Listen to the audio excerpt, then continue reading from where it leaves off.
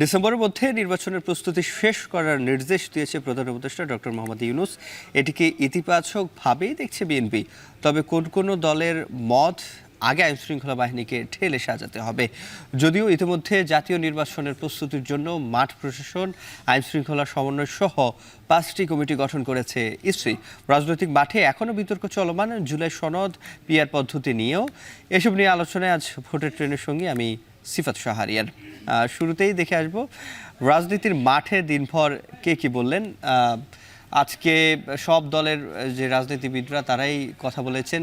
মির্জা ফখরুল ইসলাম আলমগীর তিনি প্রেস ক্লাবের একটি প্রোগ্রামে কথা বলেছেন ডিসেম্বরের মধ্যে নির্বাচনের সব কাজ গুছিয়ে রাখার বিষয়ে প্রধান উপদেষ্টার দেয়া নির্দেশনা অত্যন্ত ইতিবাচক।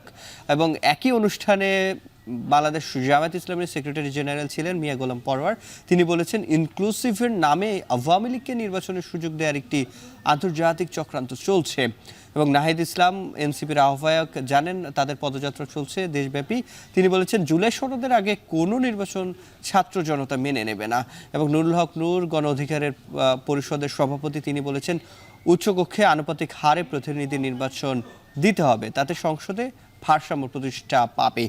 আমরা আজ ভোটের ট্রেনে এ নিয়ে আলোচনা করতে চাই। আমাদের সাথে যুক্ত আছেন বিএনপির কেন্দ্রীয় নির্বাহী কমিটির সহ সাংগঠনিক সম্পাদক মিফতা সিদ্দিকী।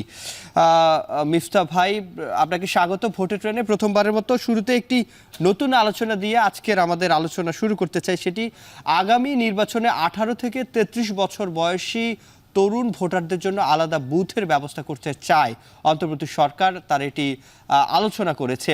সেক্ষেত্রে আপনি এটিকে কিভাবে দেখছেন?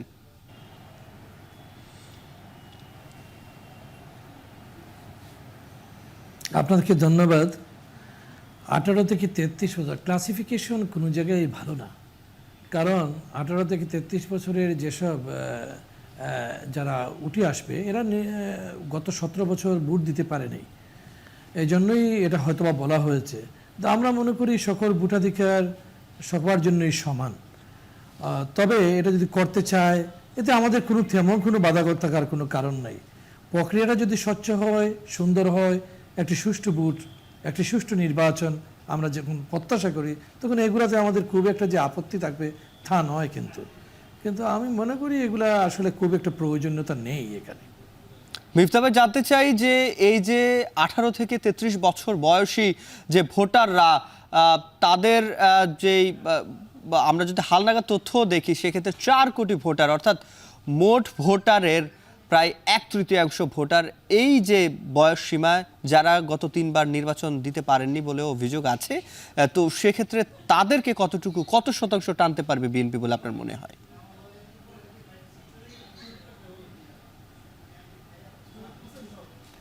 আমরা তো মনে করি বিএনপি জনগণের দল। বিএনপি এই দেশের গত 17টি বছর এই সকল ভোটারদের জন্যই, তার ভোটাধিকার প্রয়োগের জন্য, একটি জনপ্রতিনিধিশীল সরকার প্রতিষ্ঠার জন্য বিএনপি আন্দোলন করেছে। অতএব যাদের জন্য আন্দোলন করেছে, যাদের জন্য সংগ্রাম করেছে, তারা অবশ্যই বিএনপিকেই বেছে নেবে। তরুণ ভোটারদের প্রথম অবস্থানই থাকবে বিএনপির পক্ষে, দানের শীষের পক্ষে। এটা আমাদের অবস্থান এবং আমরা যতটুকু কাজ করছি আমরা দেখছি ক্রমশ তারা বিএনপির দিকেই, বিএনপির রাজনীতির দিকেই ঝুঁকছে। এবং তারা মনে করে বাংলাদেশটাকে যদি সামনে নিয়ে যাওয়াতে হয়, তারেক রহমানের মতো একজন বিশনারী নেতা অসম্ভব প্রয়োজন। যে নেতা উনার সাংগঠনিক দক্ষতা এবং ক্ষমতা দিয়ে গোটা জাতিকে একত্রিত করে একটি বিপ্লবকে সংগঠিত করতে পেরেছেন এবং সবাইকে নিয়ে চলার মতো, এবং বিপ্লব পরবর্তী পর্যায়ে 5ই আগস্ট পরবর্তী পর্যায়ে সবাইকে সাথে নিয়ে কাজ করার যে অবস্থানটা এতদিন ধরে দেখিয়ে যাচ্ছেন, আমার মনে হয় তরুণ প্রজন্ম তার প্রতি আকৃষ্ট হবে এবং বিএনপির রাজনীতির প্রতি আকৃষ্ট হবে। পাশাপাশি বিএনপির যে 31 দফা সংস্কারের কর্মসূচি, যে সংস্কারের কর্মসূচিটা বিএনপি যখন বিএনপির উপর প্রচণ্ড নির্যাতন এবং গুম খুন হত্যার মধ্য দিয়ে বিএনপির নেতাকর্মীরা যখন গড়ে থাকতে পারে না, তখনও বিএনপি সংস্কারের চিন্তা করে এবং বাংলাদেশটাকে এগিয়ে নিয়ে যেতে চায় এবং এই সব তরুণদের কথা চিন্তা করে বিএনপি একটি সমৃদ্ধ বাংলাদেশ করতে চায়, একটি মেধাভিত্তিক বাংলাদেশ করতে চায়। মিফতা ভাই, জানতে চাই যে এই যে তরুণরা বলা হচ্ছে যে এই 4 কোটি ভোটারই আসলে নির্ধারণ করে দেবে ত্রয়োদশ জাতীয় সংসদ নির্বাচনে ফলাফল কোন দিকে যাবে, কারা ক্ষমতায় আসবে। কোনো সুনির্দিষ্ট পরিকল্পনা কি বিএনপির আছে এই তরুণদের এই ভোট ব্যাংকটাকে নিজেদের করে নেওয়ার জন্য?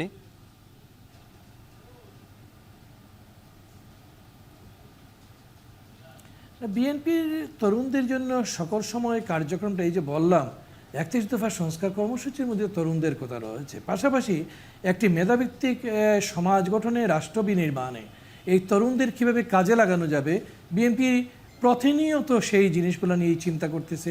এবং একটি রাষ্ট্র, আপনি জানেন শহীদ প্রেসিডেন্ট জিয়াউর রহমান যখন রাষ্ট্রের দায়িত্ব নিয়েছিলেন তখন তারুণ্য নির্ভর একটি নেতৃত্ব ছিল তখন, এবং সবাই তখন 35-40-45-এর ভিতরে সেই নেতৃত্বটা ছিল এবং কি সুন্দর বাংলাদেশটাকে এগিয়েছিল। তো বিএনপি সকল সময়ে তরুণদেরকে অগ্রাধিকার দেয় এবং তরুণদের জন্য অনেক পদক্ষেপ নিয়েছে বিএনপি। এবং বাইরে যখন লেখাপড়া করে আবার দেশে এসে যে কার্যক্রম পরিচালনা করতে পারবে, তাদের মেধাটাকে যাতে কাজে লাগানো যায় তার জন্য বিএনপি আলাদা সেল গঠন করেছে, কাজ করে যাচ্ছে। প্রথমেত তরুণদেরকে বাংলাদেশের জন্য কিভাবে কাজে লাগানো যায় এবং তরুণদের তাদের যে চিন্তা চেতনা কীভাবে বিকশিত করতে পারে তার জন্য যে এনভায়রনমেন্ট সৃষ্টি করতে হবে, সেই এনভায়রনমেন্ট সৃষ্টি করার জন্য বিএনপি প্রতিনিয়ত কাজ করে যাচ্ছে এবং তরুণরা সেই কাজের প্রতি আকৃষ্ট হচ্ছে। জি, আপনার কাছে আমরা আবারও ফিরবো দর্শক, তার আগে নিচ্ছি ছোট্ট একটা বিরতি, ফিরছি একটু পরই।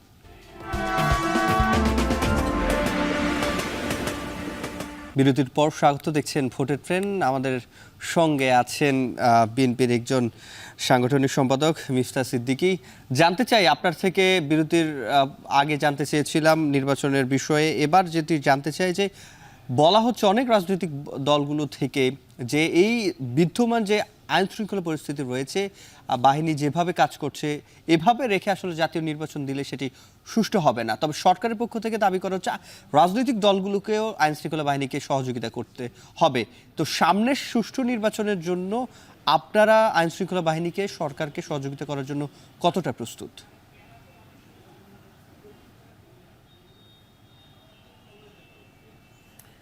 আইন শৃঙ্খলা পরিস্থিতি উন্নতির জন্যই তো এখন আপনার নির্বাচন প্রয়োজন। আমরা মনে করি দেশটাকে বিনিয়োগ বাড়ানোর জন্য, দেশটাকে অর্থনৈতিক যে পিছিয়ে পড়ে রয়েছে তার জন্য নির্বাচন প্রয়োজন, আইন শৃঙ্খলা পরিস্থিতি উন্নতির জন্য নির্বাচন প্রয়োজন। সর্বতোভাবে নির্বাচনকে পিছনে ঠেলে দিয়ে কোনো কিছুই সঠিকভাবে করা যাবে না, কারণ একটি অশুভ শক্তি যে সম্পূর্ণরূপে বিনাশ হয়ে গেছে এখানে তা কিন্তু নয়। যে ফ্যাসিস্ট রেজিম গড়ে উঠেছিল তার ডালপালা বহু দূর পর্যন্ত বিস্তৃত ছিল। আপনি যদি রাতারাতি মনে করেন সেই ডালপালাকে আপনি কেটে ফেলে দিয়েছেন বা একবারে নিঃশেষ করে দিয়েছেন তা কিন্তু নয়। তার উপরের অংশ কিছুটা হয়তো বা মাথাটা গিয়েছে, তার কিছুটা অংশ গিয়েছে, কিন্তু দেশের ভিতরে তার সব কিছু রয়ে গিয়েছে। একটি নির্বাচিত সরকারই পারবে এই অবস্থা থেকে জাতিকে, দেশকে উত্তরণ এবং সমাজকে উত্তরণ করে দিতে। তার জন্য নির্বাচন প্রয়োজন। আমরা প্রথম দিন থেকে, যখন এই সরকার গঠিত হয়ে নাই, 5 তারিখের পর 3 দিন যখন সরকার ছিল না, তখনও আমরা আইনশৃঙ্খলা পরিস্থিতিকে ঠিক রাখার জন্য বাংলাদেশের জনগণকে সাথে নিয়ে কাজ করে গিয়েছি এবং আমরা প্রতিনিয়ত সরকারকে আমরা সাহায্য করার আমাদের একটি প্রতিশ্রুতি রয়েছে এবং আমরা সাহায্য করে যাচ্ছি। কারণ আমরা মনে করি এই সরকারটা কোনো অবস্থাতেই ফেল করতে দেয়া যাবে না, সেই মনে করেই আমাদের কার্যক্রম পরিচালনা। কিন্তু বিশেষ বিশেষ গোষ্ঠী বিভিন্ন সময়েই বিভিন্নভাবে মাথাছাড়া দিয়ে দেশের আইনশৃঙ্খলা পরিস্থিতিকে নষ্ট করতে চায় বিভিন্নভাবে। হয়তোবা কোনো রাজনৈতিক দল যারা আমরা কাজও করেছি অতীতে একসাথে, কিন্তু তাদের মধ্যে ঢুকে গিয়েও বা তারা অনেক সময় অনেক কিছু না বুঝে উঠতে পারার কারণেও আইনশৃঙ্খলা পরিস্থিতি নষ্ট করার মতো পরিস্থিতি সৃষ্টি হয়েছে। বিভিন্ন সময় মবের মতো যে ঘটনাগুলো ঘটছে সেটাকে আমরা বন্ধ করতে হবে এবং সেখানে এই মবের সাথে কিন্তু এই বিএনপির নেতাকর্মীদের অনেক জায়গায় জড়িত হতে আমরা দেখেছি। তো সেক্ষেত্রে সাংগঠনিকভাবে তাদের ব্যাপারে আপনি কি বলবেন?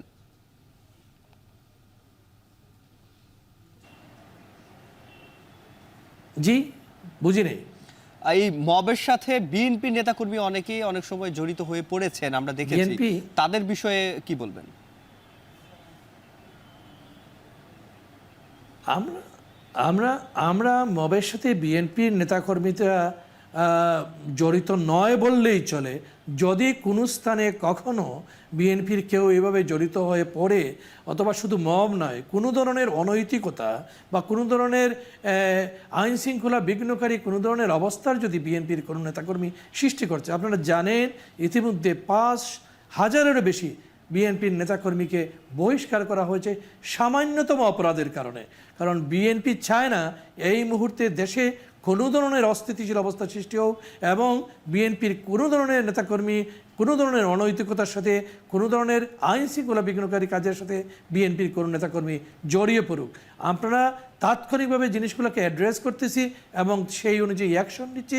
আমরা মূলত রাষ্ট্রটাকে বিনির্মাণ করতে, আগের যে রাজনীতি সেই রাজনীতি থেকে সম্পূর্ণ বেরিয়েছে বর্তমান সময়ে একটি যুগোপযোগী রাজনীতি এবং বাংলাদেশকে এগিয়ে নিয়ে যাওয়ার যে রাজনীতি, সেই রাজনীতি মূলত বিএনপি করছে এবং করে যাবে। বিএনপি মূলত একটা পজিটিভ ভাইব বাংলাদেশের রাজনীতি নিয়ে আসতে চায়, একটি পজিটিভনেস থাকতে চায় প্রতিটি ক্ষেত্রে। সেই জন্য বিএনপি পশ্চাৎমুখী কোনো রাজনীতি, আপনি দেখবেন বিএনপির ম্যাক্সিমাম নেতাকর্মীদের কথা থেকে, আর আমাদের প্রধান নেতা জনাব তারেক রহমানের কাছ থেকে তো নয়।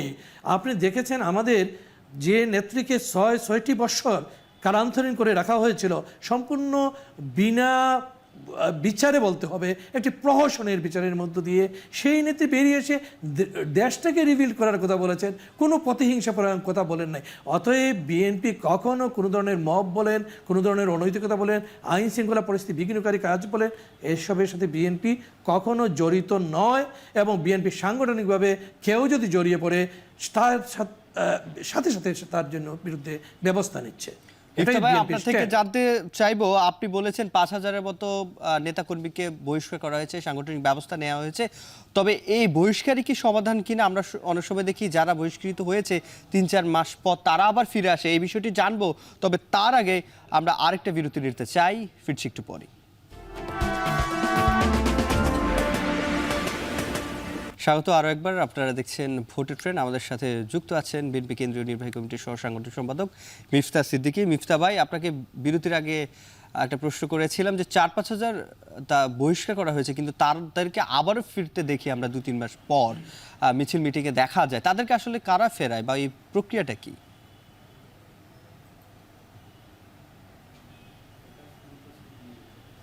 শুনেন, আমরা শুধু যে বহিষ্কার করে ক্ষান্ত থাকি নেই, আমরা বলেছি যাদেরকে বহিষ্কার করা হয়েছে তাদের ভিতরে যদি কোনো ধরনের অন্যায় অভিযোগ থাকে, বিভিন্ন বিষয়ে অভিযোগের বিভিন্ন ধরনের বিভিন্ন কারণে কিন্তু বহিষ্কার করা হয়। যদি কোনো ধরনের অনৈতিকতার সাথে সম্পর্কযুক্ত থাকে তাকে কিন্তু বহিষ্কার শুদ্ধ করা হচ্ছে না। এবং আমরা আইন শৃঙ্খলা প্রয়োগকারী বাহিনীকে বলেছি সাথে সাথে অ্যাকশন নেওয়ার জন্য। আমরা তো সরকারে নেই, সো যদি আইন শৃঙ্খলা প্রয়োগকারী বাহিনী তাদের বিরুদ্ধে অ্যাকশন না নেয় সেটা ভিন্ন কথা। আমরা কিন্তু দলগতভাবে বারবার বলেছি দলীয়দের যে আইন শৃঙ্খলা যদি বিঘ্ন ঘটায় কেউ, তার বিরুদ্ধে যেন ব্যবস্থা নেওয়া হয়, এবং দলও অনেক সময় সেই ব্যবস্থা কিন্তু ইতিমধ্যে নিয়ে গেছে। এটা গাজীপুরের মিফতা ভাই, আমরা প্রশ্ন উত্তর পেয়েছি। নিশ্চয়ই আপনার থেকে একটা বিষয় জানতে চাই, আপনি যেহেতু সিলেট অঞ্চলের নেতা, সিলেটের প্রত্যেকটি আসনে কিংবা আমরা সারা বাংলাদেশে দেখি যেহেতু 3বার নির্বাচনে অনেকে দাঁড়ায়নি, সেক্ষেত্রে এক আসনে একাধিক প্রার্থী এবং প্রবীণ নবীন অনেকেই এবার প্রার্থী বা নমিনেশন চাইবেন, সেটি আমরা আবার পাচ্ছি। সিলেটে বিশেষ করে লন্ডনের প্রার্থী রয়েছে বেশ অনেকেই। তো সেক্ষেত্রে নির্বাচনের আগে এটি কি একটা অন্তকন্দলের সৃষ্টি হবে, কি মনে হয়?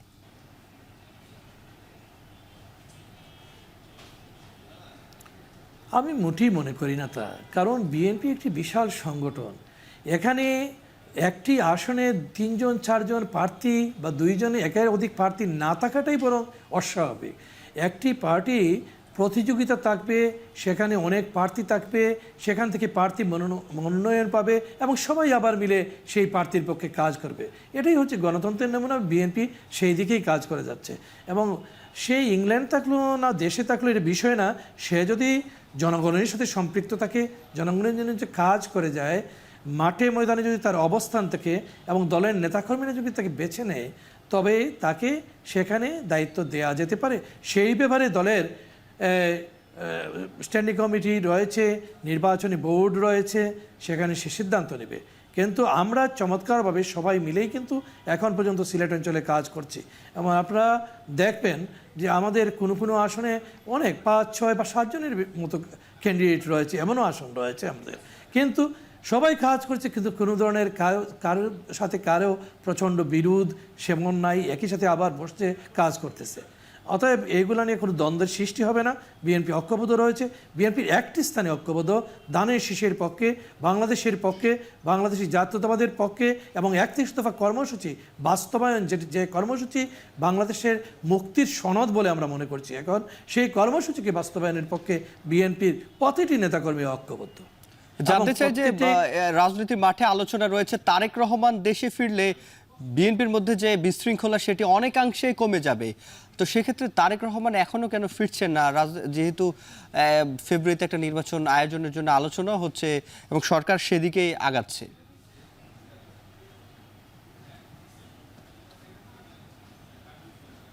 তারেক রহমান সাহেব আমাদের মধ্যে রয়েছেন, ফিরছেন না শব্দটা হয়তোবা ওই দূর থেকে 7 সমুদ্র 13 নদীর ওপার থেকে সশরীরে আসছেন না, কিন্তু প্রতিনিয়ত তিনি আমাদের সামনে রয়েছেন এবং আমাদের সাথে প্রতিনিয়ত কাজ করে যাচ্ছেন, প্রতি মুহূর্তে কাজ করে যাচ্ছেন তারেক রহমান। আমরা মনে করি তারেক রহমান অতি শীঘ্রই সশরীরে আমাদের মাঝে ফিরে আসবেন এবং সেটা আপনারা দেখতে পাবেন। সেটি কি এই মাসের শেষের দিকে, নাকি নির্বাচনী তফসিল ঘোষণা করলে আসবেন, কিছু জানেন আপনি?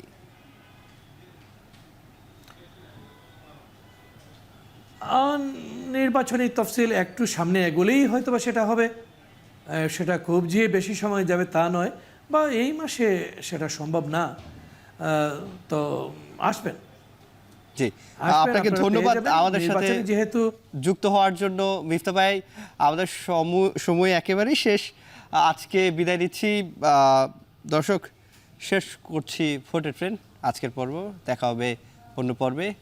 সে পর্যন্ত সুস্থ থাকুন, ভালো থাকুন।